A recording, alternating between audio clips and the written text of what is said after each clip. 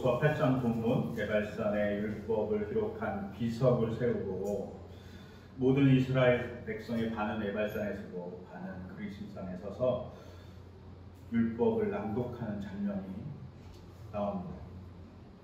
근데 이 장면은 글의 흐름상 정말 이상한 위치에 있습니다. 그래서 히브리어 원래 성경을 헬라어로 번역한 70인역은 이 본문을 다른 데 위치시켰어요. 어디다 위치시켰냐?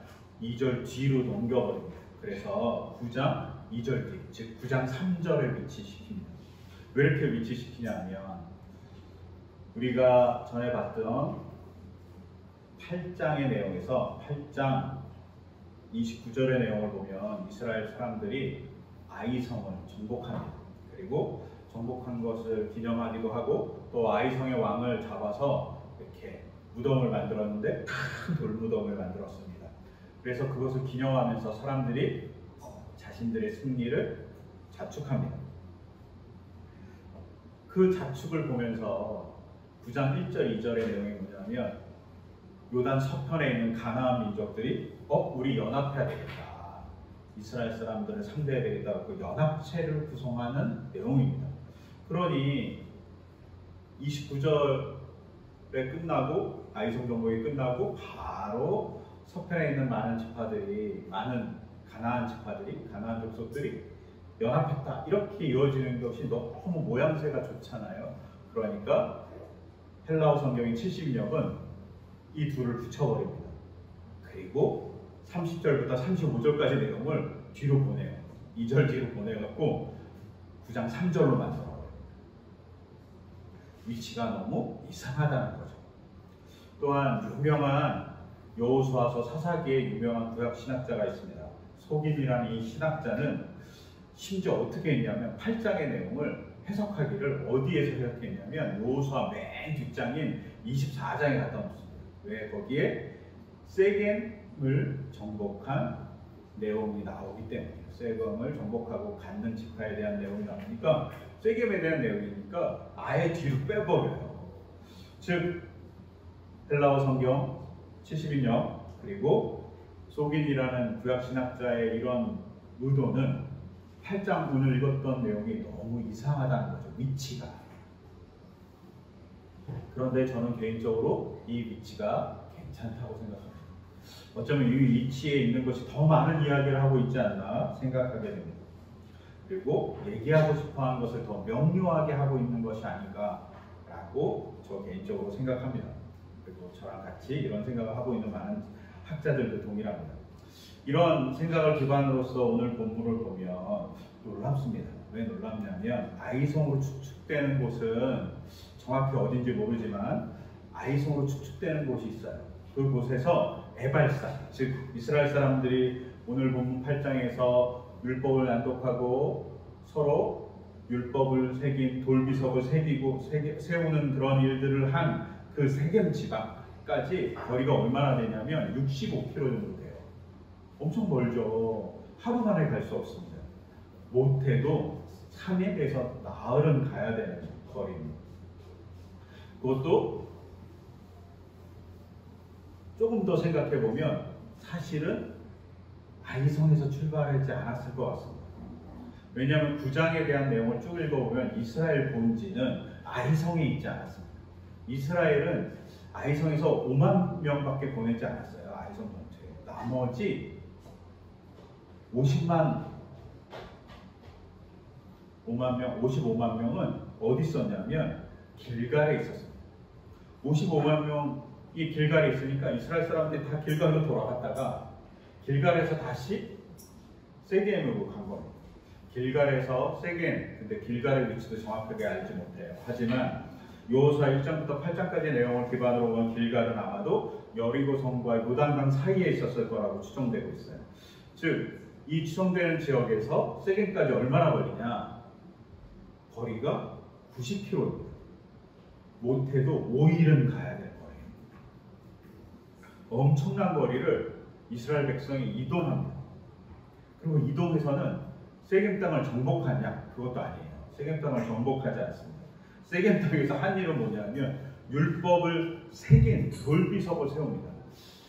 이것이 신명기의 내용에 의하면 돌에다 석회를 바르고 거기다 율법을 새겼습니다. 근데 이게 율법의 내용이 10계명만은 아니었을 것 같아요. 길었을 것 같아요. 그러니 석회를 바르고 율법을 기록하는 것이 꽤 시간이 걸렸을 거예요.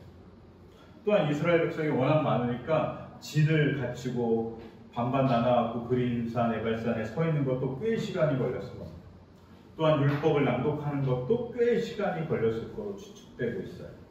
그렇다면 이 세겜 지역은 그냥 허허벌판인가? 그렇지 않습니다. 세겜은 주전 3000년경부터 농사를 짓고 있던 땅입니다. 어느 정도 많은 사람들이 경작하고 있었던 곳이죠. 심지어 좀 전에 얘기한 대로 한쪽엔 그리심산, 한쪽엔 에발산이 있으니까 이렇게 계곡 안에 있잖아요. 그래서 교통의 요충지입니다. 세겜 기억나는 사건이 있죠. 아브라함이 처음으로 가나안 땅에 들어와서 하나님께 제단을 쌓은 곳이 세겜입니다. 그리고 세겜은 아주 유명한 도시고 많은 사람들이 거주했던 도시입니다. 그리고 엄청난 교육의 요충지입니다. 그래서 세겜을 통과하는 길을 뭐라고 얘기했냐면 족장의 길이라고, 족장의 고속도로라고 얘기했습니다. 이게 오래된 무역로입니다. 또한 최근에는 거대한 성벽의 흔적도 발견되고 가나안 문화의 제단도 발견됐습니다. 엄청난 곳입니다.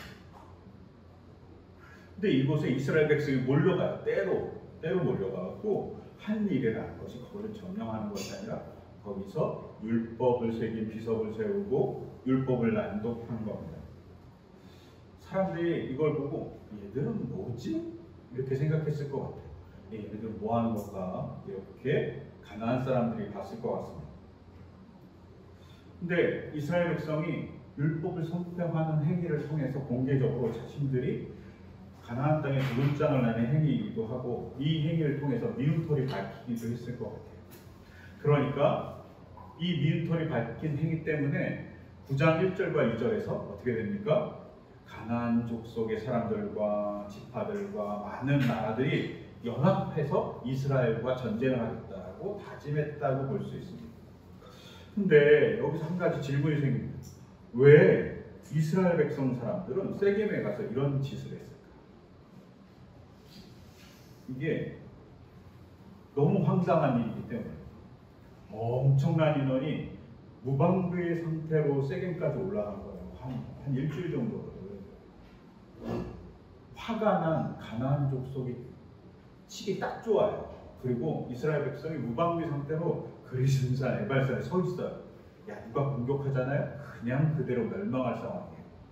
근데 그런 상황임에도 불구하고 이들이 세겜 땅에 올라가서 율법을 낭독하고 율법을 새기고 이런 일들을 진짜 긴 시간을 두고 합니다. 우리가 읽은 게 단지 6절밖에 되지 않지만 엄청난 시간이 걸렸을 겁니다. 왜 이렇게 했냐는 것. 첫 번째 이유는 내부적인 이유가 있습니다. 내부적인 이유는 세겜 땅, 조금 전에 이야기한 대로 아브라함이 처음으로 와서 제단을 쌓은 곳이 있습니다. 그 제단을 쌓을 때 어떤 내용이 있는지 우리가 볼 필요성이 있습니다. 창세기 12장 6절부터 10절을 읽어드리면 이렇게 기록되어 있어요. 아브라함은 그 땅을 지나서 세겜 곧 모래의 상수리 나무가 있는 곳에 이르렀다. 그때 그 땅에는 가나안 사람들이 살고 있었다. 주님께서 아브라함에게 나타나셔서 말씀하셨다. 내가 너의 자손에게 이 땅을 주겠다. 아브라함은 거기에서 자기에게 나타나신 주님께 제단을 쌓아서 바쳤다. 하나님이 세겜 땅에서 처음으로 아브라함과 만나셨습니다. 가나안 땅에서. 그리고 그것을 기념해서 처음으로 가나안 땅에서 아브라함이 제단을 쌓았습니다. 즉 세겜은 아브라함이 처음으로 제단을 쌓은 곳입니다. 근데 제단을 쌓은 이유가 뭐예요? 가나안 땅을 하나님께서 주겠다는 약속을 하셨기 때문입니다. 이스라엘 백성은 이 기억을 갖고 세겜에 올라간 것이 하나님이 우리에게 아브라함의 약속하신 그것을 성취시키실 거라는 고백을 가지고 말도 안 되게 길갈에서 세겜으로 올라갑니다. 전쟁을 하기 위해서도 아니고 단지 제사를 드리기 위해서, 제단을 쌓기 위해서, 하나님의 율법을 기록한 율법의 비석을 세우기 위해서 합니다. 또한 세겜은 어떤 곳이냐면 아브라함의 손자죠. 야곱이 하란으로 도망갔다가 형 에서를 피해서 하란으로 도망갔다가 돌아옵니다. 그리고 돌아와서 그가 제단을 쌓은 곳도 세겜입니다. 이 속에는 어떤 고백이 있냐면 하나님, 야곱이 쫓겨나서 도망갔습니다. 형이 무서워서 도망갔다가 하나님의 역사로 돌아오게 되었습니다. 이와 마찬가지로 우리가 400년 동안 이집트에서 노예 생활하다가 하나님의 역사로 돌아왔습니다. 야곱과 같이 우리가 돌아왔습니다. 감사합니다. 야곱이 세겜에서 제사를 드렸듯이, 제단을 만들었듯이 우리도 하나님께 제단을 만들어서 감사의 고백을 드립니다 라고 하는 의미를 갖고 있습니다. 즉 이 속에는 엄청난 의미를 갖고 있죠. 감사와 약속에 대한 기억을 가지고 세겜에서 내부적으로 제단을 쌓은 것입니다. 그들이 하나님을 기억함으로 제단을 쌓은 것이죠. 놀랍게도 여호수아와 이스라엘 백성이 가나안 땅에서 들어와서 처음으로 제단을 쌓은 것도 세겜입니다. 전쟁을 해갖고 여리고성에서 제단을 쌓지 않습니다. 아이성에서 엄청난 전승을 하고 거기서 제단을 쌓았냐? 제단을 쌓지 않습니다. 어디에서 제단을 쌓느냐? 여호수아와 이스라엘 백성이 세겜에서 첫 번째 제단을 쌓습니다. 즉 하나님에 대한 기억을 가지고 하나님의 역사에 대한 고백을 가지고 그들은 정말 위험한 도전을 하면서 세겜까지 간 겁니다.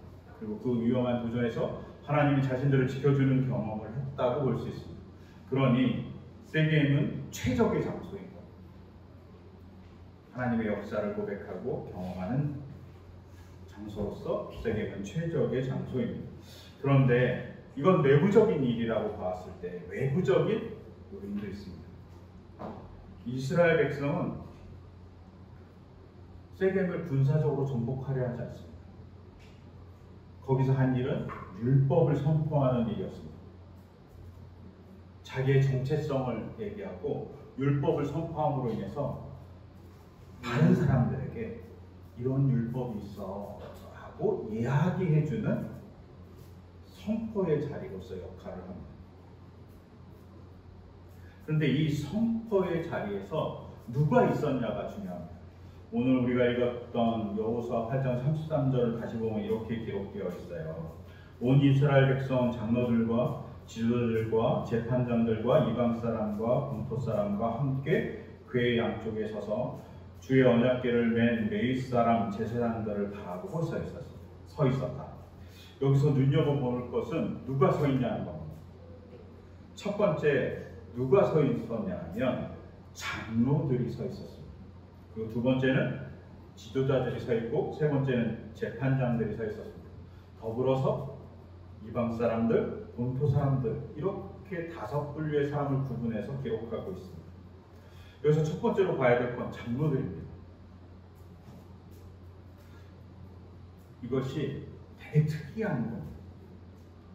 장로라는 말 우리 많이 듣잖아요. 교회에서 맨날 투표해갖고 장로 선거 하잖아요. 뭐 장로가 되기 위해서 엄청 노력하시기도 합니다. 이 장로랑 같은 말이에요. 근데 장로라는 말이 뭡니까? 나이가 든 사람이라는 뜻이잖아요. 어른 장자에 늙을 노자잖아요. 그래갖고 나이가 드신 분. 근데 히브리어 장로라는 뜻인 자켄도 나이가 든 사람이에요. 근데 나이가 든 사람이 왜 있을까요? 나이가 든 사람들은 어떤 의미를 갖냐? 그냥 나이가 많다가 아니라 사회적으로 어른인 사람들을 뽑은 겁니다. 즉 장로는 누구를 대표하냐면 민중을 대표하는 대표자입니다. 지금으로 보면 뭐 시의원, 국회의원 같아요. 민중이 뽑아놓은 사람입니다. 여기서 잠깐 삼천포로 가면 제가 공부하고 또 목사 안수를 받은 게 장로교회에서 받았어요. 생각해보면 우리나라에 아니 우리나라뿐만 아니라 전 세계에 이제 개신교 교단이 있잖아요. 한번 이렇게 생각해보면 침례교도 있고 감리교도 있고 성결교도 있고 오순절 순복음교도 있고 이렇게 있잖아요. 크게 한 5개 정도 생각해 보면 침례교, 감리교랑 장로교의 이름이 되게 이상해요. 침례교는 왜 침례교입니까? 세례를 하는데 우리는 이렇게 물을 뿌리지만 이분들은 정말 물에 담궈버려요. 담궜다가 빼거든요. 왜? 성경에 그렇게 기록되어 있으니까 물에 담갔다 빼야 된다고 생각하신 거예요. 즉 침례교는 말씀을 그대로 지켜야 된다는 목적을 갖고 있었어요. 목적을 갖고 있습니다. 그래서 자기들은 말씀대로 살아가는 사람들이라는 의미를 가져서 자기들의 교단의 이름을 침례교라고 지은 거예요. 성결교는 어떻습니까? 딱 들어도 알겠죠. 성결한 삶을 사는 게 목적입니다. 이런 교단이잖아요. 성결도 사실은 감리교에서 나왔어요. 그래서 성결, 하나님의 백성답게 개인의 삶이 정말 성화되어서 하나님의 백성답게 살겠습니다 라고 고백하면서 삶을 중요하게 생각한다 라는 입장에서 성결교라고 이름을 정한 거예요.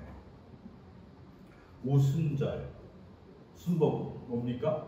오순절 사건에서 성령 받은 사건이 중요합니다. 그러니 성령 받은 사건을 경험하면서 그 사건을 가지고 우리도 성령 받은 사람으로서 살겠습니다 다짐을 하기 때문에 자기를 오순절이라고 얘기한 겁니다. 감리교는 어떨까요? 감리교는 좀 감이 없잖아요. 감리가 뭐지? 우리가 생각하잖아요. 감리교는 이렇게 한글로 보면 좀 어렵고 영어로 보면 좀 알 수도 있어요. 감리교의 영어는 메더디스트예요. 메더디스트, 즉 우리 이 메더디스트란 말이 어딨어요? 메소드에서 온 거잖아요. 방법이라는 말에서 왔잖아요. 방법을 신앙적인 언어로 바꾸는 뭐냐면 신앙의 규칙이에요. 즉 신앙의 규칙을 철저히 따르는 사람들이 감리교의 사람들이에요. 그래서 감리교의 감자가 경계할 감자고 리자가 다스릴 리자예요. 즉 하나님이 말씀을 주신 성경에 따른 신앙의 규칙이 우리를 감독하고 경계시키고 그것이 우리를 다스린다 라는 말에서 감리교가 나옵니다. 그런데 장로교는 어디서 나왔을까요? 장로교 되게 이상해요. 다른 데는 다 신앙의 색깔이 있어요. 근데 장로교만 신앙의 색깔이 없어요. 장로교는 뭘 얘기하냐? 교회 운영 체제를 얘기합니다. 누가 다스리냐? 교회의 장로들이 모여서 교회를 운영한다 라고 얘기합니다. 장로교 이상하다라고 생각할 수 있는데 그렇다고 이제 장로가 신앙이 없냐? 장로가 그냥 깔뱅을 따라가고 그 다음에 존 녹스라고 하는 분의 신학을 따라가는 사람들. 이 장로는 누구냐? 조금 전에 얘기한 대로 교인들이 대표를 뽑아갖고 장로로 세웁니다. 근데 장로에는 누가 있을까요? 여러분이 아는 장로하고 약간 다릅니다. 교회 헌법을 보면 장로가 둘이 있습니다. 우리가 아는 평신도인 장로, 우리가 투표해서 뽑는 장로가 있고 또 하나의 장로가 있습니다. 또 하나의 장로는 목사입니다. 그래갖고 원래 표현은 목사 장로, 평신도 장로 이렇게 구분된 거예요. 그래서 단회가 열리면 목사들이 들어가서 단회에 말을 할 수 있는 거예요. 이렇게 목사와 평신도의 장로가 모여서 하나님의 뜻을 고민하고 교회를 운영하는 체제가 장로교인 거죠. 여기서 중요합니다. 평신도 장로는 어떤 의미에서 민의를 대표해서 누군가 뽑아놓은 사람이라면 목사 장로는 어떤 면에서는 카리스마적으로 하나님이 선택해서 보낸 사람이라고 볼 수 있어요. 이런 사람들이 평등하게 같이 교회를 운영하는 거죠. 즉 장로교는 어떤 면에서는 평등한 조직을 얘기하고 있고 그 평등한 조직으로 운영되는 교회를 의미해요. 여기서 33절에 조금 전에 읽었던 본문을 주시할 필요가 있어요.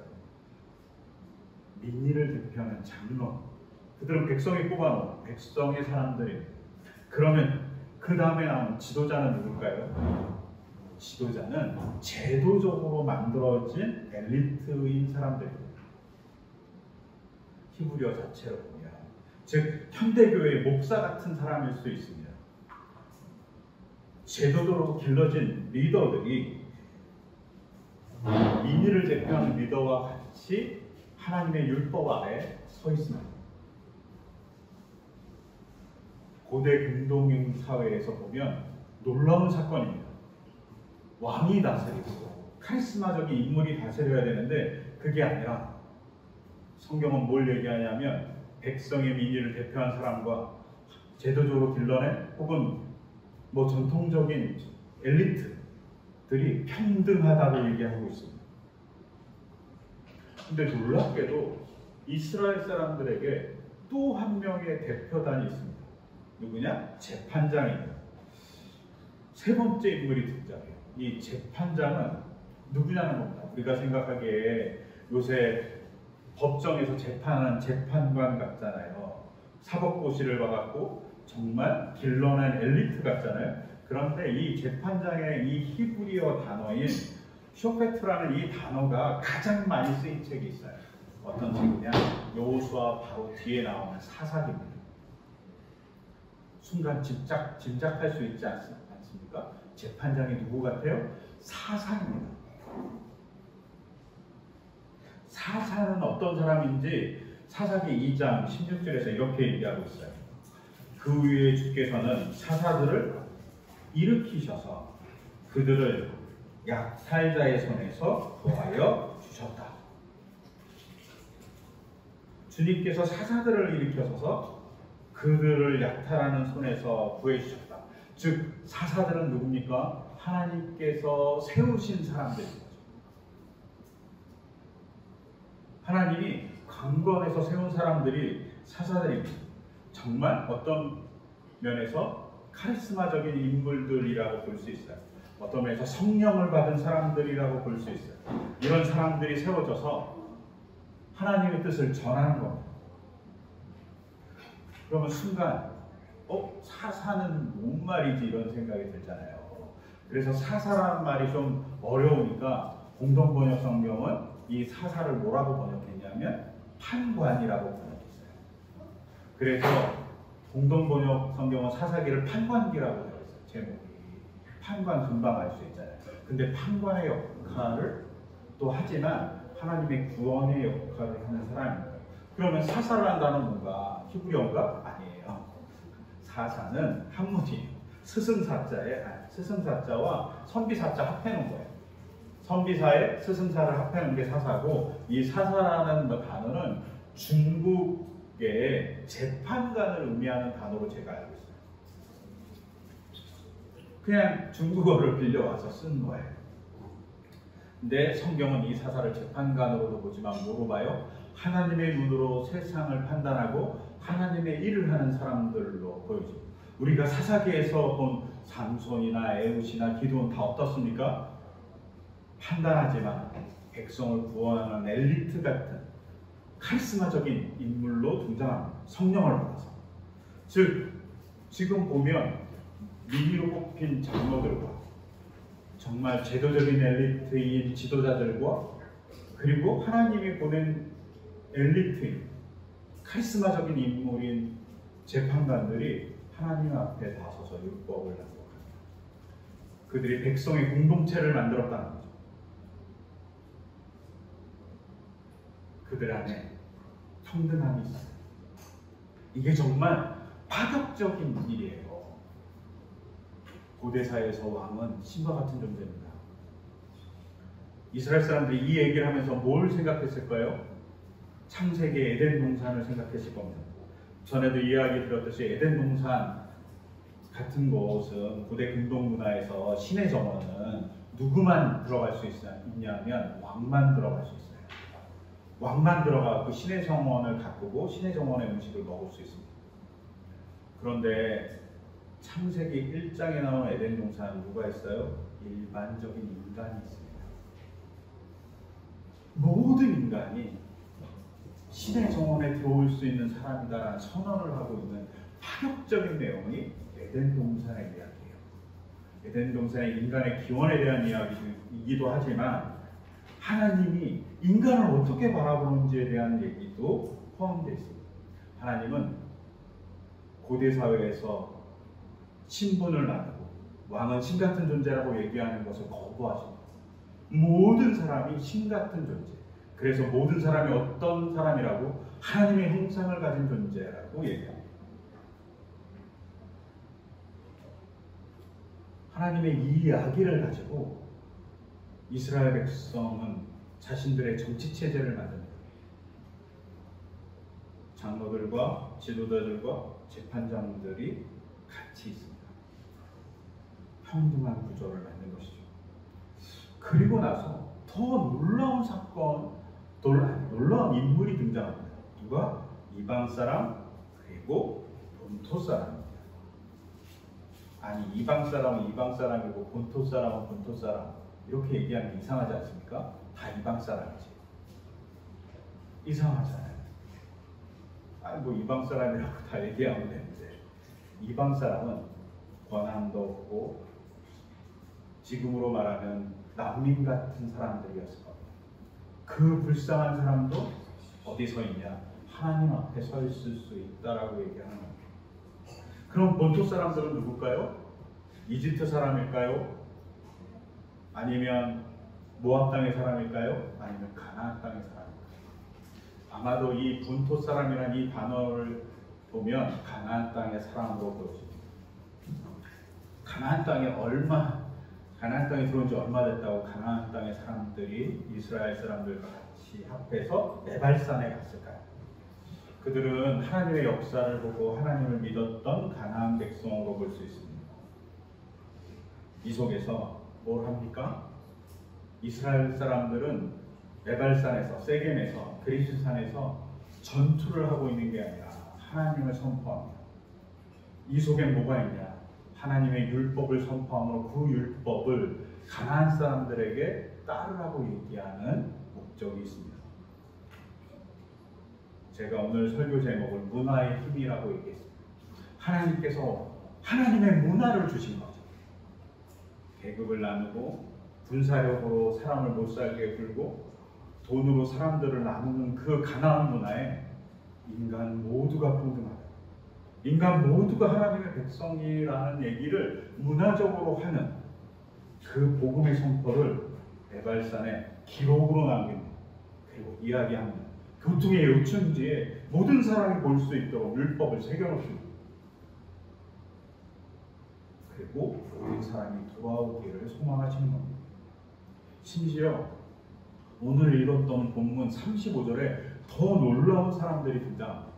오늘 본문 35절을 보면 이렇게 기록되어 있어요. 모세가 명령한 것 가운데서 이스라엘 온 회중과 여자들과 아이들, 하나님의 말씀을 듣는 사람들 중에 회중만 있는 게 아니라 여자들과 아이들도 있다고 얘기합니다. 수에 들어가지 않아요. 여자들과 아이들. 그런데 율법을 읽고 소유하고 그것을 행하는 사람으로 누구를 초대하고 있냐면 여자들조차, 아이들조차 초대합니다. 이 말은 뭐냐? 율법을 받을 수 있는 존귀한 존재로서 여자들도 아이들도 존재한다고 얘기해 주는 겁니다. 엄청난 파격적입니다. 여자들과 아이는 수에도 끼지 못하는 문화에서 여자들도 하나님의 율법을 받을 자격이 있어요. 아이들도 하나님의 율법을 받을 자격이 있어요. 라고 얘기하는 것이 네발산의 선언입니다. 하나님의 놀라운 사람에 대한 귀함을 선포하는 자리가 바로 네발산입니다. 그리고 그것이 하나님의 문화이에요. 이 문화를 만들어가는 것, 이 문화로 가나안 땅을 정복하는 것이 전쟁으로 정복하는 것과 더불어서 이스라엘 백성에게 주어진 또 하나의 사명인 겁니다. 이 사명은 우리에게 지금 주어져 있습니다. 여러분, 우리는 전쟁하지 않잖아요. 웬만하면 복음 믿으라고 칼 들고 누구한테 가고 교회 안 가면 혼나? 이렇게 하지 않잖아요. 우리가 해야 될 일은 뭡니까? 하나님의 문화를 가지고 사람들에게 하나님의 사랑을 전하는 일. 그럴 때 변할 거라는 거죠. 불평등한 가나안 문화에 평등의 하나님 문화를 준 것이 이스라엘 백성의 몫이었습니다. 제가 그제 가곡 하나를 들었습니다. 참 귀한 가곡이다 이렇게 생각했습니다. 가곡의 제목은 나 하나 꽃 피어라는 가곡이었습니다. 조동아 시인의 시에 이렇게 노래를 붙인 거죠. 제가 가곡을 듣고 시를 찾아봤어요. 시는 이렇습니다. 나 하나 꽃 피어 풀밭이 달라지겠냐고 말하지 말아라. 내가 꽃 피고 나도 꽃 피며 결국 풀밭이 온통 꽃밭이 되는 것 아니겠느냐. 나 하나 물들어 산이 달라지겠냐고도 말하지 말아라. 내가 물들고 너도 물들면 결국 온 산이 팔팔 타오르는 것 아니겠느냐. 우리가 하나님의 문화를 가지고 서 있는 게 별 볼 일 없을 수 있어요. 이스라엘 백성이 가나안 백성과 싸우는 일이 정말 대단으로 파헤치는 일이었을 거예요. 그들의 문화는 너무나도 발달되어 있는데 하나님의 문화를 가지고 그들의 문화 속에 살아가는 건 너무나도 어려운 일이었을 거예요. 하지만 결과적으로 보면 하나님의 문화가 가나안 땅에 뿌리내리고 하나님의 백성으로서 가나안 땅이 이스라엘화 되었습니다. 안 될 것 같았던 그 일이 이스라엘 백성이 꽃 하나 피우니까 옆에서 꽃이 피어나고 전 가나안 땅 이스라엘이라는 꽃밭이 되었습니다. 저는 이 속에 하나님의 백성으로서 살아갔던 이스라엘 사람들의 몫이 있다고 생각합니다. 에발산의 선언이 정말 놀라운 선언이라고 생각합니다. 우리 삶에서도 하나님의 문화를 가지고 살아가기를 소망합니다. 하나님의 문화가 뭘까요? 저는 가장 큰 문화는 사랑해주는 것 같습니다. 누군가를 사랑해주기 위해서 노력하는 것이 하나님의 문화입니다. 사랑 때문에 지역사회에서 열심히 일하는 것이 하나님의 문화입니다. 사랑 때문에 직장에서 정의롭게 살려고 노력하는 것이 하나님의 문화입니다. 사랑 때문에 조금은 더 평등한 세상을 만들려고 노력하는 것이 하나님의 문화 같습니다. 또한 사랑 때문에 우리가 조금은 더 절약하면서 사는 것이 하나님의 문화 같습니다. 유행에 뒤처질 수 있어요. 그런데 오래된 옷을 입으면서 자연을 사랑해주는 것이 하나님의 문화 같습니다. 불편하지만 지구를 사랑하는 마음으로 조금은 더 우리가 불편을 감내하는 것, 그것이 하나님의 문화 같습니다. 우리가 적극적인 인간이 되는 것도 하나님의 문화 같아요.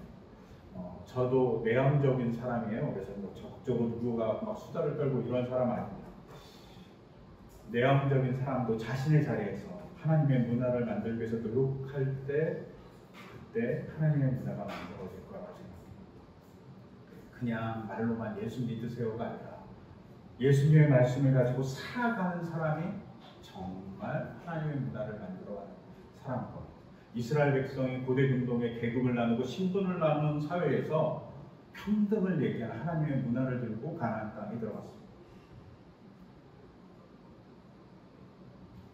그래서 하나님의 나라를 만들어갔습니다. 기독교인이란 하나님의 말씀을 가지고 살아가는 사람 같아요. 제가 최근에 그냥 갑자기 궁금해갖고 잘 읽지 않았던 니체의 책을 읽었어요. 니체의 도덕계보론이라는 책을 읽었어요. 개인적으로 니체의 여러 가지 말들에 동의하지 않아요. 그런데 충격적인 말 한마디가 있었습니다. 니체가 뭐라고 얘기했냐면 비이기적인 행위는 그 행위로 이익을 보는 사람에 의해서 선으로 평가된다. 놀랍지 않습니까? 비이기적인 행위는 그 행위로 이익을 보는 사람에 의해서 선으로 평가된다. 선으로 평가되는 것에 니체는 주목했어요. 근데 선으로 평가되는 것이 왜 평가되냐? 이익을 보는 사람에 의해서 선으로 평가된다고 얘기했어요. 근데 여기서 질문이 있어요. 우리는 이 평가를 받아들입니까? 근데 기독교가 이 평가를 은근히 받아들입니다. 어떨 때? 예수님이 십자가에 돌아가서 희생하셔서 내가 구원을 얻었어요. 이익을 얻었잖아요. 그럼 예수님은 선이세요. 라고 평가할 수 있고 그렇게 얘기하기도 해요. 근데 그렇게 얘기하는 게 맞을까요? 저도 그렇게 얘기하지만 사실은 여기에 중요한 관점 하나가 빠졌어요. 왜? 예수님은 사랑 때문에 십자가에 달리죠. 이게 문제가 아니죠. 그냥 사랑해서요. 저는 개인적으로 니체가 신은 죽었다라고 말한 그 말이 큰 문제가 되지 않는다고 생각해요. 근데 가장 큰 문제는 뭐라고 생각하냐면 숭고한 가치를 폄훼한 거예요. 모든 가치를 망가뜨려 버린 거예요. 그래서 니체를 향해서 망치를 든 철학자라고 모든 걸 깨부셨습니다. 깨부술 수 있습니다. 그런데 숭고한 가치는 가치답게 대우해줘야 돼요. 즉 기독교인이 해야 될 일은 뭐냐면 숭고한 가치를 숭고하게 대우해주는 사람이 되어야 돼요. 숭고한 가치를 찾아가는 거죠. 이스라엘 백성은 평등이라는 숭고한 가치를 찾아갔습니다. 그리고 우리는 예수님을 통해서 사랑이라는 숭고한 가치를 찾아가는 사람들입니다. 그래서 우리는 기독교이죠. 근데 그 숭고한 가치를 오염시키는 것이 있어요. 최근 들어서 뭐냐? 성공입니다. 성공이라는 단어가 숭고한 가치를 오염시킵니다. 제가 전에도 이야기했지만 예루살렘의 아히만이라는 책에서 아히만이 왜 히틀러를 따랐냐, 왜 유대인들을 학살하는데 동조했냐 라고 했을 때 한나 아렌트는 이 사람이 고민하자, 이 사람이 자기 반성을 하지 않았다 얘기합니다. 니체의 말하고 똑같죠. 그런데 한나 아렌트가 중요한 말을 하나 더 합니다. 아히만이 왜 히틀러를 따랐냐면 80만 독일 병사 중 화사에서 총통이 되는 성공을 이룬 사람이 히틀러밖에 없기 때문에 나는 그 히틀러를 따를 수밖에 없다 라고 얘기한 게 아히만의 이야기예요. 성공이 절대잣대였어요. 근데 자기가 규정한 성공이 절대잣대예요. 우리가 히틀러가 성공한 사람이라고 생각합니까? 기독교에서 성공이 어떤 것인지 고민해 볼 필요가 있죠. 그런 면에서 성공이라는 시가 있어요. 랄프 waldo 에머슨이라는 사람이 성공이라는 시를 썼어요. 이 시가 저는 개인적으로 기독교인이 가져야 될 성공의 가치 중 하나라고 생각합니다. 제가 시를 읽어드리면 이렇습니다. 자주 그리고 많이 웃는 것, 현명한 이에게 존경을 받고 아이들에게 사랑을 받는 것, 정직한 비평가의 찬사를 듣고 거짓 친구의 배반을 참아내는 것, 아름다움을 식별할 줄 알며 다른 사람에게 최선의 것을 발견하는 것, 건강한 아이를 낳든 한때기 정원을 가꾸든 사회 환경을 개선하든 자기가 태어나기 전보다 세상을 조금이라도 살기 좋은 곳으로 만들어 놓고 떠나는 것, 자신이 한때 이곳에 살아있음으로 해서 단 한 사람의 인생이라도 행복해지는 것, 이것이 진정한 성공이다. 저는 에머슨의 이 성공이라는 시가 우리가 가져야 될 성공의 관점 중 하나라고 생각합니다. 우리는 성공은 돈을 많이 벌고 유명해지고 명예를 얻고 권력을 가진 것을 성공이라고 생각합니다. 근데 에머슨은 이렇게 얘기하죠. 단 한 사람의 인생이라도 행복해지게 하는 것, 그것이 성공이다. 저는 이 가치를 우리가 갖는 것이 중요하다고 생각합니다. 에머슨은 나중에 기독교인은 아니에요. 원래 목사하셨는데 기독교를 버리셨어요. 근데 이분의 가치가 놀랍지 않습니까? 이분의 가치를 보면서 제가 생각했던 부분이 마태복음 5장 20절이에요. 내가 너에게 말한다. 너희 의가 율법학자들과 바리새파 사람들의 의보다 낫지 않으면 너희는 하늘나라에 들어가지 못할 것이다. 저는 우리의 의가 에머슨의 의보다 높아야 된다고 생각합니다. 우리의 의의 가치가 정확해야 됩니다. 제가 공부를 못하다가 공부를 아주 잘하는 친구들하고 만나서 공부를 하니까 공부를 잘하게 되더라고요. 근데 저랑 공부를 잘하는 친구랑 차이가 있었어요. 무슨 차이가 있었냐? 저는 4시간 정도 공부하잖아요. 공부를 많이 했다고 생각해요. 근데 그 친구들은 한 8시간 공부했는데 뭐라고 얘기하냐면 내가 공부를 조금밖에 안 했네. 어떡하지? 라고 고민하시더라고요. 한 16시간을 공부했는데 이분들이 뭐라고 얘기하냐면 공부할 게 너무 많아. 난 너무 무식해. 이렇게 얘기하시더라고요. 공부를 잘하는 이유를 알았어요. 4시간을 해서 공부를 많이 했다고 생각하는 사람과 16시간을 해도 부족하다고 하는 사람이 있어요. 이 차이가 공부를 잘하는 못하는 차이예요. 기준의 차이인 거죠. 하나님이 얘기합니다. 너희의 기준이 뭐냐고. 너희의 의의 기준이 뭐냐고. 바리새인과 율법학자의 의의 기준보다 높아야 돼요. 그래야지 의로워질 수 있어요. 기독교의 문화는 그 의로움을 높게 갖고 가는 겁니다. 그럴 때 우리가 그리스도의 향기가 될 겁니다. 많은 사람들에게 기분 좋은 향기가 될 겁니다. 이스라엘 사람들이 가나안 땅을 정복하는 걸 쉬고 갑자기 에발살을 갖고 율법을 선포해요. 하나님의 백성 같게 더불어 살자고 가나안 땅에 선포하는 것. 이 선포가 하나님의 문화입니다. 불평등한 사회에 평등을 얘기했던 그들의 모습이 하나님의 역사를 보여주는 하나님의 문화를 그들에게 보여주는 겁니다. 저희는 이런 교회이길 소망합니다. 우리가 하나님의 문화를, 하나님의 뜻을, 하나님의 의를 조금 더 잘 보여주는 우리 교회가 되기를 소망합니다. 이런 교회가 될 수 있도록 같이 기도하고 또 하나님의 의에 대해서 고민하며 찾아가는 우리이기를 소망합니다. 이제 우리가 바리새인 율법학자보다 더 나은 일을 행하는 자들이 될 거라고 믿습니다. 그런 우리가 되길 소망하면서 제가 기도드리겠습니다. 하나님, 이스라엘 백성은 가나안 땅에 들어갈 때 정복을 잠깐 멈추고 하나님의 말씀을 선포합니다. 하나님의 말씀으로서 살아가는 자의 모습을 보여줍니다.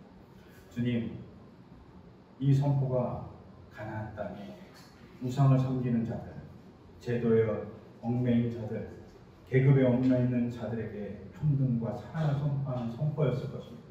주님, 이 선포가 가나안 땅, 하나님 땅이 되게 만드는 힘이었을 거라고 믿습니다. 주님, 이런 하나님의 문화가 우리의 있기를 소망합니다.